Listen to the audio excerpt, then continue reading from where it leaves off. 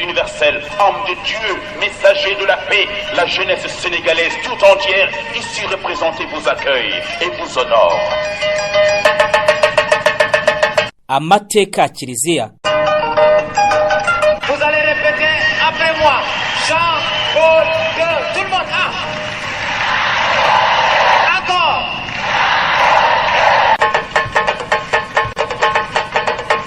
Amateka ya Kiliziya. Franciscus Episcopus Servus Servorum Dei, venerabili fratri Antonio Cambanda, Hactemus Episcopo Kibungensi, electo Archiepiscopo Metropolite Kigaliensi, salutem et apostolicam benedictionem. Cari fratelli e sorelle, che grande gioia e consolazione ci viene offerta dalle parole di San Giovanni che abbiamo ascoltato. Saint-Père Jean-Paul II. Amateka ya Kiliziya. Mutagatifu Tereza mwana Yezu aratwereka Imana iduhumuriza ikanadutetesha. Murabizi nyuma y'amateka yacu twanyuzemo. Mutagatifu Tereza mwana Yezu rero afite amateka maremare ko ndagenda mvuga ay'ingenzi. Au nom du Père et du Fils et du Saint-Esprit. Amen. La paix soit avec vous et avec votre esprit.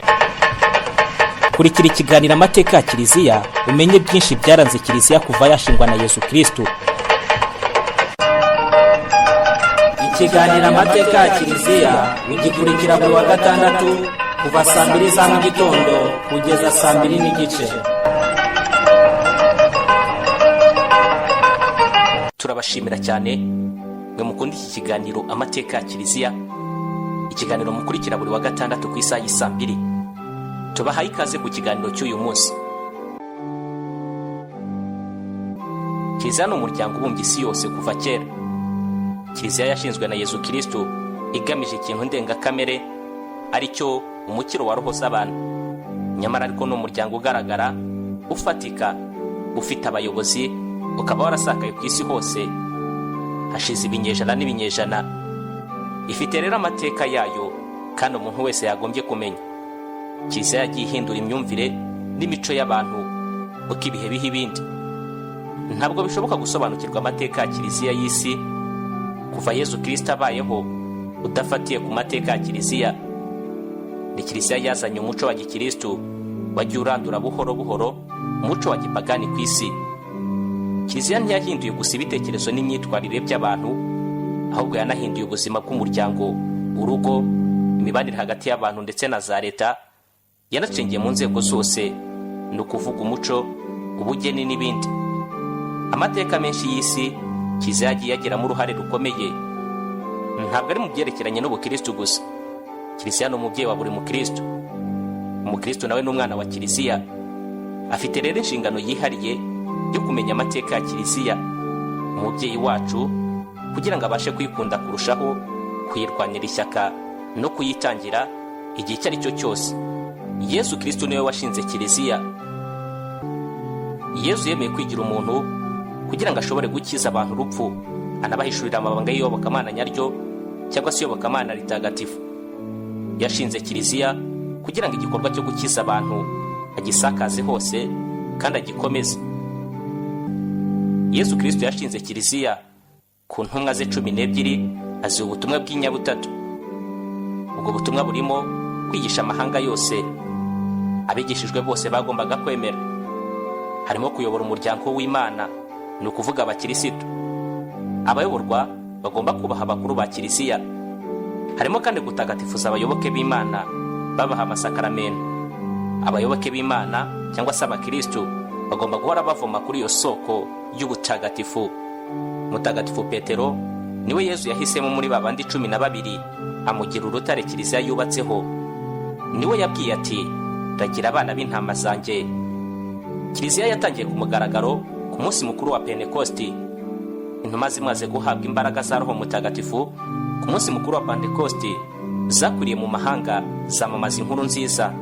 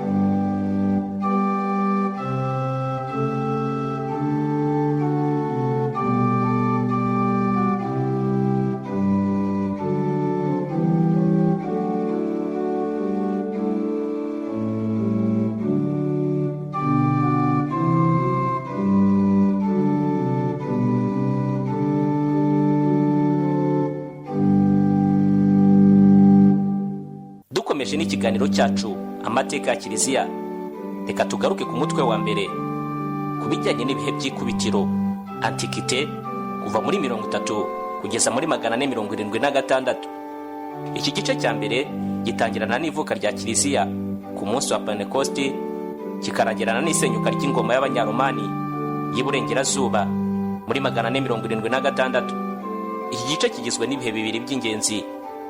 Kuva muri 30 kugeza muri 313, kiliziya yasakaye hose, nubwo bwose hari mu gihe cy'itotezwa rikomeye ry'abakristo ku ngoma y'abanyaroma. Kuva muri 313 kugeza muri 476, kiliziya yakomeje gusakara hose, ndetse n'abami barayishyigikira kandi barayirinda.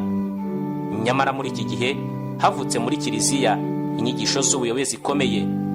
Kiliziya ariko yarazirwanyije yifashishije abakuru mu nama nkuru za kiliziya, concile. Itangazo ry'Imirano ryo muri 313 ryahaye ubukristo uburenganzira mu iyobokamana, rigabanyamo kabiri amateka ya kiliziya yo mu bihe by'ikubitiro. Reka tugaruke ku gusakara k'ubukristo kuva muri 30 kugeza muri 313. Ibintu by'ingenzi byaranze iki gihe hari ibirebana n'ibyo hanze ya kiliziya. Gusakara k'ubukristo mu isi y'abayahudi no mu y'abaromani. Hari ugutotezwa kw'abakristo byagirwaga n'abaromani bitewe n'isakara ry'ubukristo, ndetse no kutumvikana hagati y'idini y'abakristo n'amadini y'abapagani. Muri iki kiganiro reka tugaruke ku birebana na kiliziya ubwayo cyangwa se ubuzima bw'imbere muri kiliziya. Hari ugushyirwaho no kunozwa kw'inzego nyobozi muri kiliziya, ndetse n'igabanywa ry'uturere, diyosezi n'ibindi. Ibi bijyanye n'ububasha bwo kuyobora. Hari ibijyanye no kunoza inyigisho za kiliziya. Nibwo ibitabo by'isezerano rishya byongerewe ku isezerano rya kera. Ibyanditswe bitagatifu n'uruhererekane rw'inyigisho za kiliziya nibyo byonyine byemewe nk'isoko y'ibyo kiliziya yigisha. Amahame menshi ya kiliziya yakubiwe mu ndangakwemera y'intumwa, symbole des apôtres, ni ukuvuga ububasha bwo kwigisha. Hari kandi ibijyanye n'inozwa ry'uburyo bwo gusenga n'ubuyoboke muri kiliziya, ibijyanye n'ububasha bwo gutagatifuza. Dore ibijyanye n'aho ubukristo bwabanje ingoma y'abanyaroma. Idini y'abakristo yakomotse mu idini y'abayahudi. I Yerusalemu niho ubukristo bwahereye kugera hose. Abayahudi bahindutse abakristo, nibo bagiye basakaza ubukristo hirya no hino, aho bari baratataniye mu bihugu by'abapagani byigaruriwe n'ingoma y'abanyaroma. Muri ibyo bihugu niho ubukristo bwabanje gusakara, buhura n'inzitizi nyinshi, ariko abakristo ntibacika intege. Idini y'abayahudi niyo yonyine yasengaga Imana y'ukuri. Bari bafite ibitabo bitagatifu, cyane cyane by'amategeko ya Musa, kandi bategereje umukiza, Mesiya. Abayahudi bari barakwiriye hirya no hino mu bihugu by'ingoma y'abanyaroma. Ingoro ikomeye basengeragamo yari yubatse i Yerusalemu, ariko bari bafite n'isengero hirya no hino, aho bahuriraga bagasenga kandi bagasoma Bibiliya bayizirikanaho. Mu bayahudi bakomeye, abafarisayi nibo bemeye ivanjiri kurusha abandi. Abasaduseyi bo bari intagondwa, kandi nibo barwanyije Yezu n'intumwa ze cyane. Hari n'abapagani bahindutse bemera idini y'abayahudi. Abo bitwaga batinya Imana, twavuga nk'uwitwa Koroneli waje guhinduka akemera ivanjiri akabatizwa na Petero. Mu mwaka wa 70 abayahudi bivumbagatanyije ku baromani, bibaviramo gusenywa kw'ingoro y'i Yerusalemu. Igihugu kirarimburwa. Ngaya amaherezo y'igihugu ubwoko bw'abayahudi bwari butuyemo. Mu mwaka wa 130 umwami w'abami Adiriyani yahinduye Yerusalemu umujyi wa gipagani, ahasengerwaga Imana bahazana ibigirwamana, Venus. Reka kandi tugaruke ku bijyanye n'abapagani. Muri icyo gihe abapagani basengaga ibigirwamana byinshi, imana z'abagereki, iz'abaromani n'izindi, ndetse n'umwami w'abami Empereur Auguste nawe yasengwaga nk'imana, ikimenyetso cy'ubumwe bw'ingoma y'abaromani. Ariko nubwo bwose hari hariho imana nyinshi, ubuhakanyi n'ingeso mbi byari ibyorezo cyane cyane mu bantu bakomeye. Dore bijyanye n'inyigisho za gikirisitu. Ubukristo bukimara kuvuka bwasakaye ku buryo butangaje, n'igikorwa cy'Imana ubwayo kirangwa n'ukuri intumwa zaragitangaje, zigisha imigenzo myiza ya gikristo, ndetse abenshi bameneye amaraso yabo icyo gikorwa. Mu isi y'icyo gihe hari ibyafashije ubukristo gusakara vuba vuba. Abayahudi basengaga imana zimwe, abapagani bahindutse abayahudi. Indimi z'ikilatini n'ikigereki ndetse n'umuco wabo wari warakwiriye hose, imihanda myinshi, umutekano w'abaturage. Abapagani bari bararambiwe no gusenga ibigirwamana, ubucakara ndetse n'izindi mpamvu nyinshi byatumye ubukristo bwakirwa vuba. Dore bijyanye n'abogezabutumwa. Abogezabutumwa b'Imana babaye mbere na mbere intumwa za Yesu. Kugeza mu wa 42 bibanze cyane cyane i Yerusalemu. Pawulo mutagatifu niwe uzwi cyane mu bagiye kwamamaza ivanjiri mu mahanga, ni ukuvuga mu bapagani. Petero mutagatifu umutware w'intumwa, icyicaro cye yagishinze i Roma. Nyuma ye Yohani mutagatifu nawe yabaye umuntu ukomeye muri kiliziya. Reka tugaruke ku bijyanye n'intumwa i Yerusalemu. Kuva muri 30 kugeza muri 42 abantu benshi bahinduka bakaba abakristo. Ku munsi mukuru wa Pentekosti, inyigisho ya Petero yahinduye benshi, hahita habatizwa bagera ku 3,000, ndetse nyuma y'igitangaza cyo gukizwa wari ufite ubumuga, uwo mubare warazamutse ugera ku 5,000. Abo bayahudi b'abakristo bajyaga gusenga mu ngoro ya Yerusalemu hamwe na bene wabo b'abayahudi.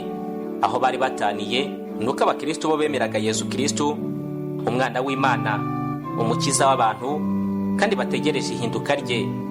Babatizwaga mu izina ry'ubutatu butagatifu, baturaga igitambo cy'Ukaristiya, bari bagize umubiri umwe n'umutima umwe, bagashyira hamwe ibyo bari batunze. Bubahaga intumwa zafashwaga n'inama y'abakuru b'umuryango n'abadiyakoni, diacre.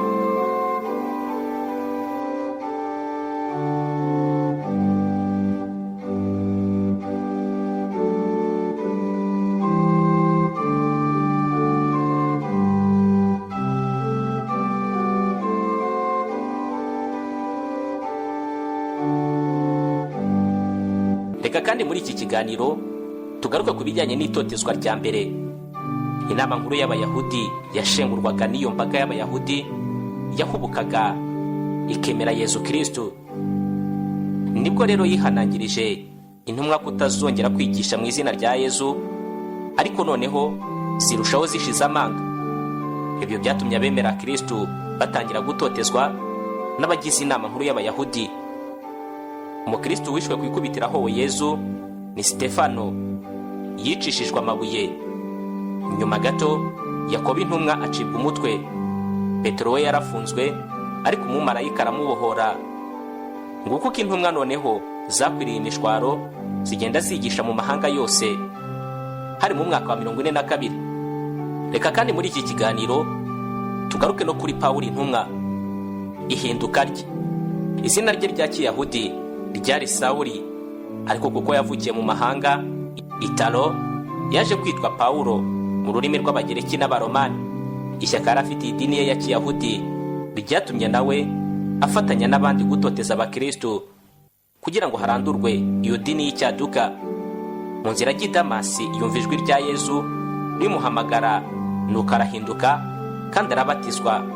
Hari mu mwaka 36. Reka kandi muri iki kiganiro tugaruke ku butumwa n'ingendo bya Pawulo. Pawulo yamaze imyaka 9 yigisha mbere yo gukora ingendo ze 3 za gitumwa.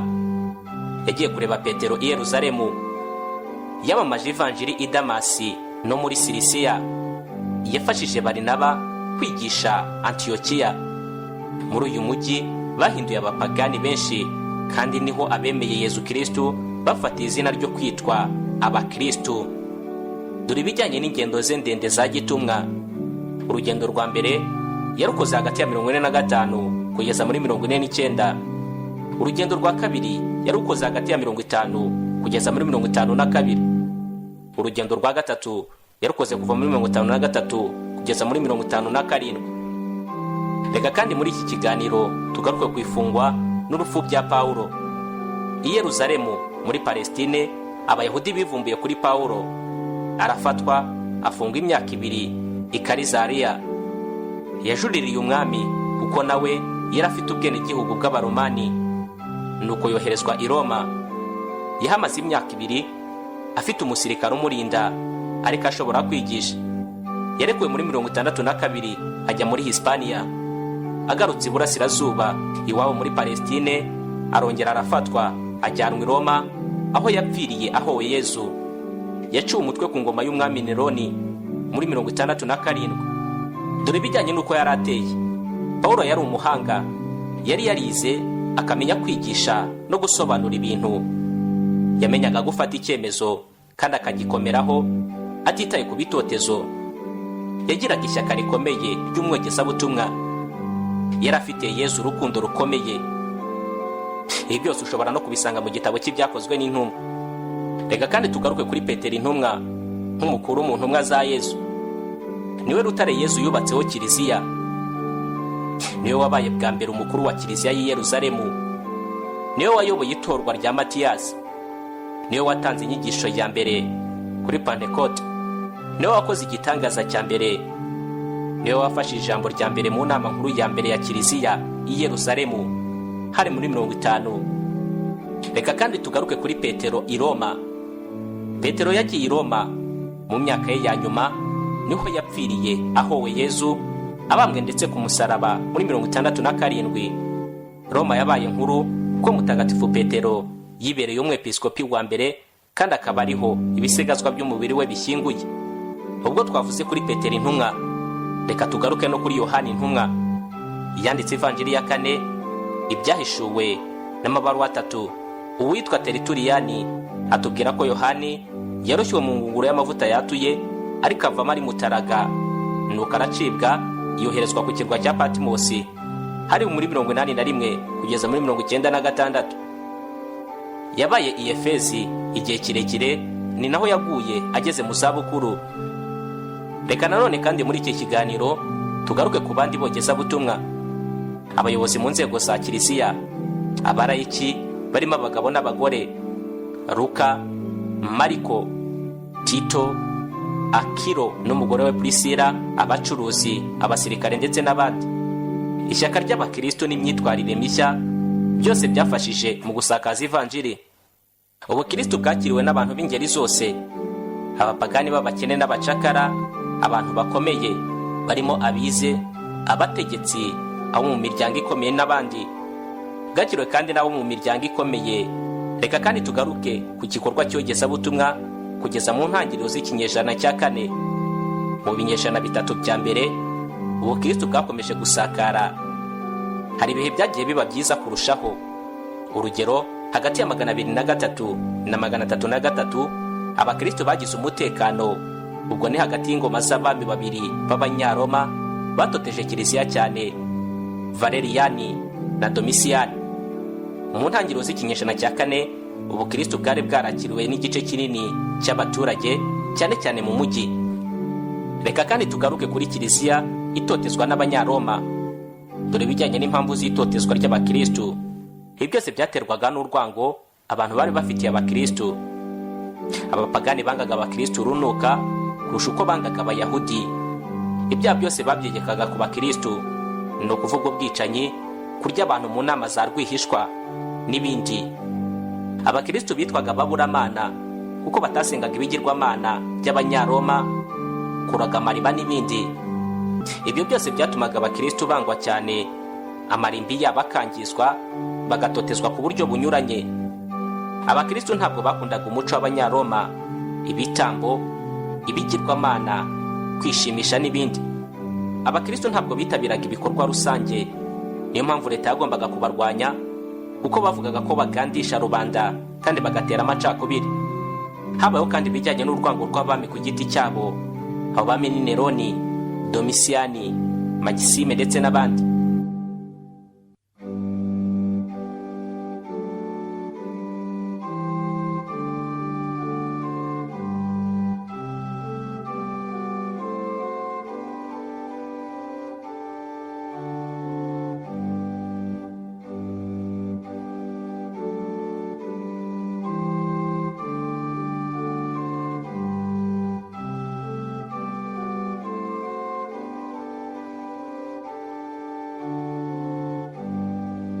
Muri iki kiganiro kandi reka tugaruke ku bijyanye n'itegeko ryo gutoteza abakirisitu. Mu binyejana bibiri bya mbere ubukirisitu bwari bubujijwe. Umwami w'abami Neroni yaciye iteka ribuza kuyoboka idini ry'abakirisitu.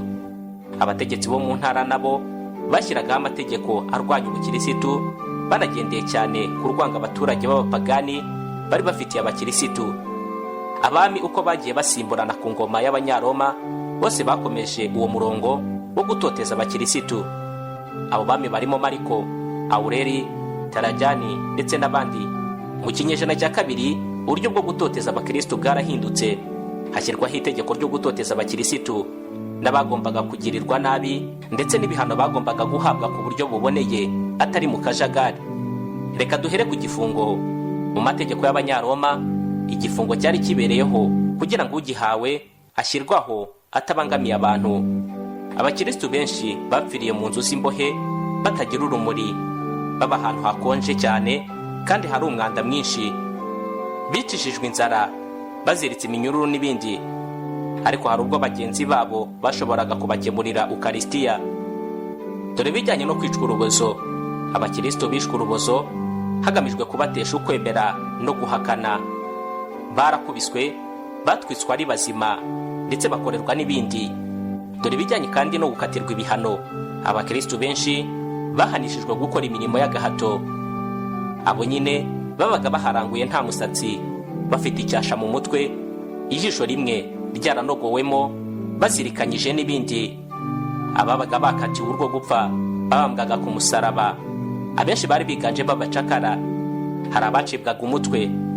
Abenshi bari bafite ubwenegihugu bw'Abanyaroma. Abandi batwikwaga babona. Abo ni abatari Abanyaroma ariko bigenga. Ariko hagiye habaho n'ibindi bibabarisho byinshi, nko gutwikishwa amavuta yatuye, kurohwa mu mazi ndetse n'ibindi. Mu gihe cy'itotezwa ry'abakirisitu, abapfuye bahowe Imana ni benshi cyane. Umubare wabo ntabwo uzwi. Ku ngoma ya Domisiyani mu Misiri honyine hapfuye abagera ku 10,000. Umujyi witwa Furugiya wo waratsembwe. Habayeho intwari nyinshi muri ibyo bihe, twavuga Inyasi wa Antiokiya, Polikarupo w'Isimirine, Burandina ndetse n'abandi. Itotezwa ryabaye simusiga ku ngoma y'umwami Deze hagati ya 249 kugeza muri 251, ariko noneho riza kuba rurangiza hagati y'umwaka 303 na 313 ku ngoma ya Diokeresiyani, Galere ndetse n'abandi. Ikiganiro cyacu cy'uyu munsi reka tugisoreze ku iherezo ry'itotezwa. Muri 313 umwami Galere yaje gufatwa n'indwara yaje no kumuhitana. Nibwo atangiye kugarukira abakirisitu ngo bamusabire, ndetse asinya n'iteka riha abakirisitu agahenge, iteka ry'ubworoherane. Ariko iteka ryahaye abakirisitu ubwigenge n'ubwisanzure ni iryasinywe n'umwami Constantini Rucinius muri 313, iteka rya Milano, Edith de Milan. Nguko uko idini isenga Imana imwe y'ukuri yatsinze abasenga ibigirwamana. Ubwisanzure bwa buri wese n'ubw'umuryango utsinda ubucakara n'imico y'abapagani.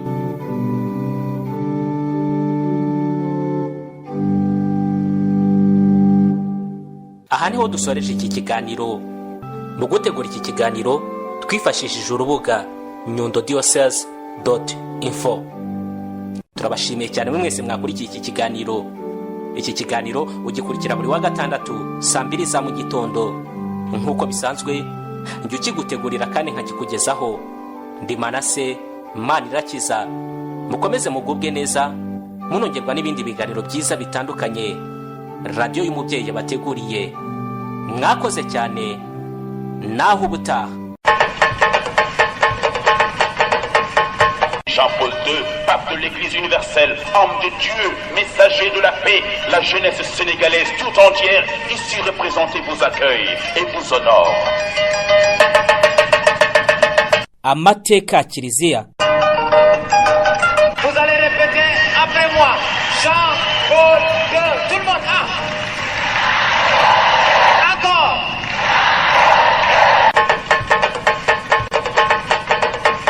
Amateka ya Kiliziya. Franciscus Episcopus Servus Servorum Dei, venerabili fratri Antonio Cambanda, Hactemus Episcopo Kibungensi, electo Archiepiscopo Metropolite Kigaliensi, salutem et apostolicam benedictionem. Cari fratelli e sorelle, che grande gioia e consolazione ci viene offerta dalle parole di San Giovanni che abbiamo ascoltato. Saint-Père Jean-Paul II. Amateka ya Kiliziya. Mutagatifu Tereza umwana Yezu aratwereka Imana iduhumuriza ikanadutetesha. Murabizi nyuma y'amateka yacu twanyuzemo. Mutagatifu Tereza w'Umwana Yezu rero afite amateka maremare ariko ndagenda mvuga ay'ingenzi. Au nom du Père et du Fils et du Saint-Esprit. Amen. La paix soit avec vous. Et avec votre esprit.